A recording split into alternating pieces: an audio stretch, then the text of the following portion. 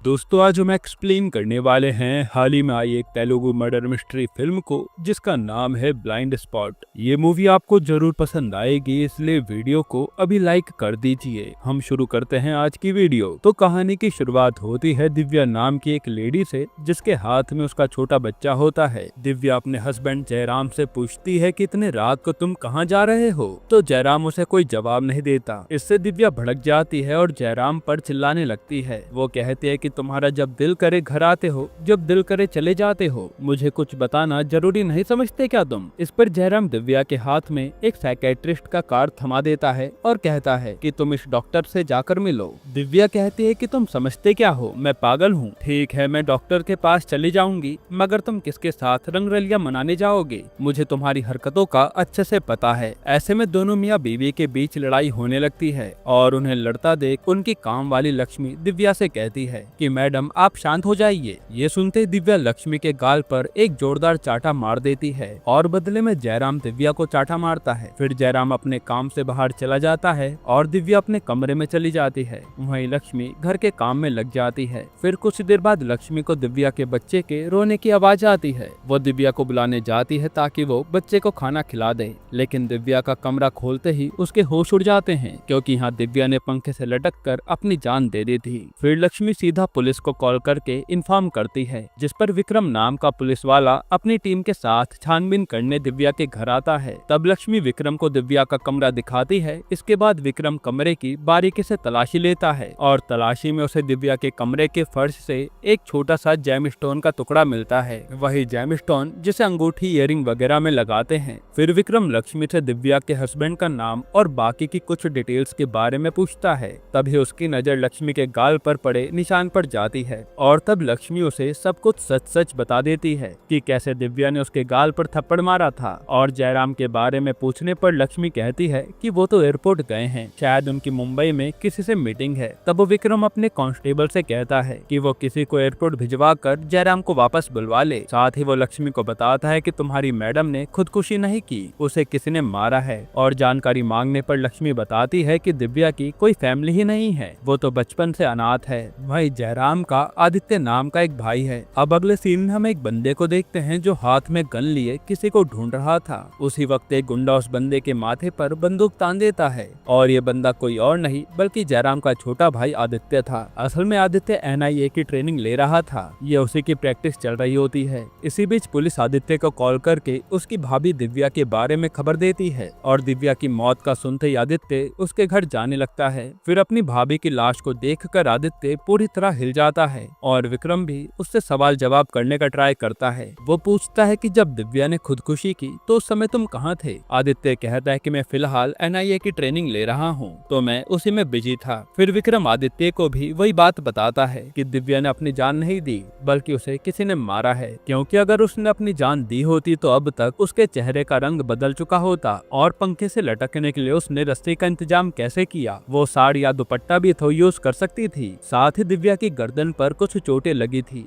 और उसके पैर पर एक जख्म था, जबकि कुर्सी पर खून के कोई भी निशान नहीं थे, यानी मरने से पहले उसकी किसी से हाथापाई हुई होगी। और देखने से ऐसा लगता है कि मानो किसी ने दिव्या को मारकर इसको खुदकुशी का नाम देने की कोशिश की है। तब लक्ष्मी कहती है कि कुछ देर पहले जयराम सर घर आए थे, फिर वापस चले गए। इतने में वहाँ जयराम आ जाता है और विक्रम को देखते ही उससे पूछता है कि क्या बात है सर, कल मेरी मुंबई में मीटिंग है। तब विक्रम उसे बताता है कि आपकी बेबी की मौत हो गई है। ये सुनते ही जयराम जब ऊपर जाने लगता है तो विक्रम उसे रोकते हुए कहता है कि जब तक फोरेंसिक वाले नहीं आ जाते आप ऊपर नहीं जा सकते। फिर वो जयराम को वही बताता है कि दिव्या को किसी ने मारा है। इसके बाद वो पूछता है कि लक्ष्मी ने कहा आप कुछ देर पहले घर आए थे। तो जयराम कहता है कि सर मैं कुछ जरूरी डॉक्यूमेंट्स घर पर ही भूल गया था, उन्हीं को लेने वापस आया था, उन्हें लेते ही मैं यहाँ से चला गया। अब यहाँ विक्रम को जयराम पर शक होता है तो वो कहता है कि तुम्हारा और तुम्हारी बीवी का ऑलरेडी झगड़ा चल रहा था, तो शायद कहा सुनी हो गई होगी और तुमने उसे मार दिया। इस पर लक्ष्मी का भी यही कहना था कि उसने जयराम को बस घर आते देखा था, वापस जाते समय नहीं देखा। तब जयराम कहता है कि सर आप CCTV चेक कर सकते हो। एंट्रेंस का CCTV फुटेज चेक करने पे जयराम की बात वाकई में सच निकलती है। वो एयरपोर्ट से घर आया था और तुरंत अपने डॉक्यूमेंट्स लेकर वापस चला गया था और इतने से समय में दिव्या को मारना मुमकिन नहीं था। फिर विक्रम की शक की सुई लक्ष्मी की तरफ मुड़ती है। वो लक्ष्मी से पूछता है कि जब भी घर में कोई ऐसी घटना घटना होती है तो लोग अक्सर अपने मालिक को कॉल करके खबर करते हैं। फिर तुमने पुलिस को सीधा कॉल कैसे किया? लक्ष्मी बताती है कि उसने जयराम को पहले ही कॉल करके खबर कर दी थी। तब वो एयरपोर्ट पर था और जयराम ने ही लक्ष्मी से कहा था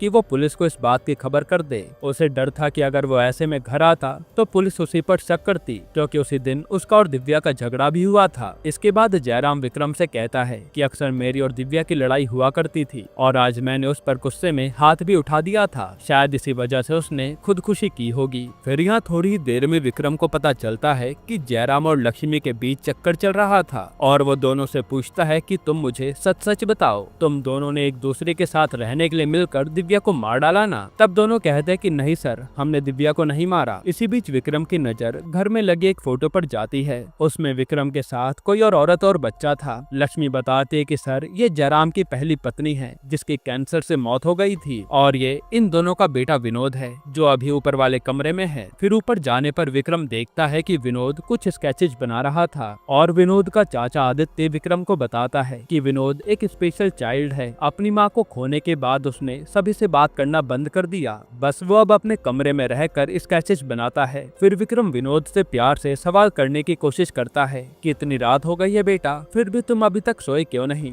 क्या तुम्हें नींद नहीं आ रही? तब विनोद बताता है कि मुझे बाहर से बच्चे के रोने की आवाज सुनाई दी, जिसे सुनकर मैं जग गया। मैंने बाहर जाकर देखा तो हॉल में कोई नहीं था, फिर मुझे नींद ही नहीं आई। इसके बाद विक्रम नीचे आ जाता है और लक्ष्मी से कहता है कि मुझे शुरू से ही शक था कि तुम में से ही कोई जरूर कुछ छुपा रहा है। और लक्ष्मी, तुमने कहा था कि तुम किचन में काम कर रही थी, जबकि विनोद ने बताया कि हॉल में उसे बच्चे के रोने की आवाज आई और तब बाहर कोई भी नहीं था। जिस पर लक्ष्मी कहते हैं कि बाहर बारिश होने लगी तो सर मैं अपनी बेटी को देखने घर चली गई थी और मेरा घर यही पास में है। फिर जब मैं वापस लौटी तब तक ये सब कुछ हो चुका था। फिर विक्रम लक्ष्मी की बेटी मनसा को पूछताछ करने के लिए बुलाता है। वो उससे पूछता है कि तुम कौन सी क्लास में हो? मनसा बताते कि वो 9th क्लास में पढ़ती है। तब विक्रम उसे कहता है कि क्या तुम जानती हो दिव्या मैडम को किसने मारा है और इसका सारा शक तुम्हारी माँ पर जा रहा है। सच सच बताओ मनसा, तुम्हें क्या लगता है किसने मारा होगा दिव्या मैडम को? तब मनसा कहते कि नहीं सर, मेरी माँ ऐसा नहीं कर सकती। जिस पर विक्रम कहता है कि इसका मतलब उनको तुमने मारा है ना मनसा? बताओ क्यों मारा उनको? ये सुनते सभी शॉक्ड हो जाते हैं और विक्रम से कहते हैं कि वो बच्चे से ऐसे सवाल कैसे पूछ सकता है। विक्रम कहता है कि यही सच है, जो दिखता है वो होता नहीं और जो होता है वो दिखता नहीं। इसके बाद विक्रम उन्हें दिव्या के कमरे से जो जेम स्टोन का टुकड़ा मिला था वो दिखाता है। असल में वो जेम स्टोन का टुकड़ा मनसा की इयररिंग का था। उसे मनसा की गर्दन पर ठीक वैसे निशान भी नजर आते हैं जैसे दिव्या के गले पर थे। लक्ष्मी कहते कि सर, मेरी बेटी ने कुछ भी नहीं किया, उसका इसमें कोई हाथ नहीं और दिव्या मैडम को मैंने मारा है। तभी मनसा कहती है कि सर नहीं, दिव्या मैडम को मैंने मारा है। हुआ यूं था कि जब लक्ष्मी मनसा को देखने अपने घर गई थी तब उसने उसे कहा था कि तुम दिव्या मैडम के घर जाकर उनके बेबी को देखाओ, वो रो तो नहीं रहा। तब मनसा भागकर दिव्या के बेबी को देखने आती है और उसे खिलाने लगती है। तभी दिव्या लक्ष्मी को आवाज लगाती है पर मनसा उसके सामने आ जाती है, जिस पर दिव्या कहते हैं कि तुम यहाँ क्या कर रही हो और तुम्हारी माँ कहाँ मर गई? आप देख क्या रही हो? आकर इसे साफ करो। दरअसल दिव्या के हाथ से पानी का गिलास फिसल कर गिर गया था। तब मनसा उसी को साफ कर रही होती है। इसी दौरान दिव्या लक्ष्मी और मनसा दोनों को बुरी तरह लताड़ती है कि हमेशा तुम दोनों माँ बेटी मेरे घर में पड़ी रहती हो, तुम दोनों को कोई शर्म नहीं है वगैरह वगैरह। इतना ही नहीं, वो तो ये तक कह देती है कि तुम्हारी माँ तो किसी के साथ सोकर भी पैसे कमा सकती है और फिर मनसा को वो लात भी मारती है। तब मनसा भी मुड़कर दिव्या को एक तमाचा लगाती है और दोनों के बीच हाथापाई होने लगती है। तब मनसा दिव्या को जोर से धक्का देती है और उसका सर जाकर दीवार से टकरा जाता है और वही दिव्या की मौके पर मौत हो जाती है। फिर कुछ देर बाद लक्ष्मी अपने घर से आती है और दिव्या के कमरे का मंजर देखकर उसके पैरों तले जमीन खिसक जाती है और वो यहाँ मनसा को खूब मारती है कि तूने ये क्या कर दिया। इसके बाद वो दिव्या के खून को आत्महत्या का रूप देने के लिए उसे पंखे से लटका देती है। अब प्रेजेंट में विक्रम मनसा से बातचीत करके कुछ और जानकारी हासिल करने की कोशिश करता है। तब उसे पता लगता है कि मनसा और लक्ष्मी जयराम के घर से थोड़ी दूर एक झोपड़ी में रहते थे और मनसा के स्कूल में उसके क्लासमेट्स हमेशा उसके फादर को लेकर उसे चिढ़ाते रहते थे। कहते थे कि हमने सुना है कि तुम्हारे पापा नहीं है, ऐसा कैसे हो सकता है? तुम बिना अपने पापा के कैसे पैदा हो गई? इसी कारण मनसा लक्ष्मी को हमेशा उसके पापा के बारे में पूछती रहती है पर लक्ष्मी उसे कुछ भी नहीं बताती थी। फिर एक दिन मनसा के सवालों से तंग आकर लक्ष्मी को उसे सच बताना पड़ा कि जयराम ही उसके पापा हैं। ये बात जानकर मनसा बहुत खुश हुई थी और वो जयराम के घर को खुद का घर समझने लगी थी। वहीं दूसरी तरफ दिव्या लक्ष्मी को हमेशा भला बुरा सुनाती रहती थी और वो चाहे कितना ही अच्छा काम क्यों न करे, दिव्या हमेशा उसके काम में नुक्स निकालती रहती थी। ये सब देखकर मनसा के दिल में दिव्या के लिए नफरत बढ़ने लगी थी। फिर मनसा विक्रम को ये भी कहती है कि वो डायन हमेशा हमें कुत्तों की तरह देखती थी, लेकिन मेरी माँ सिर्फ मेरे कारण ये सब सह रही थी। अब सुबह होने के बाद विक्रम दिव्या की पोस्टमार्टम रिपोर्ट लेने हॉस्पिटल जाता है और यहाँ डॉक्टर विक्रम को पहले से जानता था और वो कहता है कि रिपोर्ट्स आने में अभी थोड़ा टाइम लगेगा। फिर डॉक्टर विक्रम को ये भी बताता है कि पुलिस की थ्योरी के हिसाब से दिव्या की मौत सर पे चोट लगने से हुई है, लेकिन रिपोर्ट्स में बस एक माइनर डैमेज आया है, इससे किसी भी इंसान की मौत नहीं हो सकती। और हैरानी की बात तो यह है कि दिव्या की लाश से एक रेयर ड्रग पाया गया है और नॉर्मल पोस्टमार्टम में ये बात पता नहीं चलती, पर मैंने दिव्या के ब्लड सैंपल पुणे भेजे थे, वहाँ से मुझे ये बात पता लगी। ये सुनकर विक्रम और आदित्य दोनों चौंक जाते हैं और जयराम भी ये खबर सुन के हैरान था। वही विनोद इस बात को सुनते ही तुरंत अपने कमरे में चला जाता है। फिर वो खुद को अलमारी में लॉक कर लेता है। इसके बाद जब विक्रम विनोद के रूम की तलाशी लेता है तो उससे एक कबर्ड नहीं खुलता और वो जयराम से अलमारी की चाबी का पूछता है, मगर जयराम को भी उस अलमारी की चाबी का नहीं पता होता। हालांकि विक्रम को किसी तरह खबर लगती है कि उसी कबर्ड को विनोद रोज खोलता था और उसे लगा कि शायद उसके अंदर विनोद की मरी हुई माँ की कुछ यादें होंगी। तभी इत्तेफाक से कबर्ड की चाबी विनोद की माँ की फोटो के पीछे मिलती है और वाकई में उसके अंदर विनोद की माँ से जुड़ी ढेर सारी चीजें होती हैं। वहीं अलमारी से किसी दवाई की शीशी भी मिलती है। तब विक्रम जयराम को वो दवाई पीने के लिए कहता है, जिस पर वो मना कर देता है। हालांकि वो जैसे तैसे वो दवाई पीने ही वाला होता है कि विनोद अलमारी से बाहर आकर उसके हाथ से वो दवाई नीचे गिरा देता है। ये देख विक्रम विनोद को पूछता है कि तुमने ऐसा क्यों किया, क्या छुपा रहे हो तुम? इस पर विनोद कहता है कि जब वो बेबी रो रहा था तब विनोद ने नीचे जाकर उसे चुप कराने की कोशिश की थी। उसी समय दिव्या ने लक्ष्मी को पानी के लिए आवाज लगाई थी और तब विनोद ने जूस में ये दवाई मिला दी और जाकर दिव्या को देने लगा। दरअसल विनोद को भी दिव्या पसंद नहीं थी क्योंकि वो अपनी माँ की जगह किसी और औरत को देना नहीं चाहता था और जयराम के उसकी पहली बीवी यानी विनोद की माँ से भी रोज झगड़े होते थे। तब एक दिन उसने जहर की बोतल लाकर खुदकुशी करने की कोशिश की थी। हालांकि जयराम ने उसे ऐसा करने से रोक लिया था और इसी जहर की बोतल को विनोद ने अपने कबर्ड में जाकर छुपा दिया था ताकि उसकी माँ दोबारा खुद को मारने की कोशिश ना करे। हालांकि कुछ समय बाद उसकी माँ की कैंसर से मौत हो गई थी।